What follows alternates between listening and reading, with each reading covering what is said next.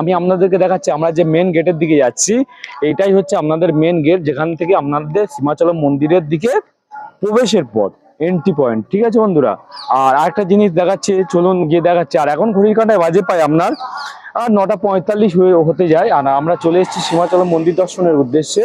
সীমাচলম মন্দির নিয়ে আপনাদেরকে অনেক কিছু তথ্য আমি দিতে থাকবো। তার আগে আপনাদেরকে একটু দেখিয়ে দিই, এখান থেকে আপনারা যারা মোবাইল টোবাইল আনবেন, এগুলো তো এলাও নয়। ঠিক আছে বন্ধুরা, তো সেগুলো একটু দেখিয়ে দিচ্ছি। এই হচ্ছে বন্ধুরা আপনাদের যেখান থেকে সীমাচলম মন্দিরে এন্ট্রি করতে হবে, মানে প্রবেশের পথ। আর এখান থেকে আপনারা দেখা পাবেন যে এইসব কাউন্টারগুলো আছে এখানে, বা আপনাদের ব্যাগ আনলে ব্যাগ রাখতে পারেন, বা যেসব এন্ট্রি মানে প্রবেশ নিষেধ, যেমন আপনাদের মোবাইল বলুন বা আপনাদের যত মানে বড় সড়ো ব্যাগ বলুন, এগুলো তো অ্যালাউ নয়, সেগুলো আপনাদেরকে এখানে রাখতে হবে।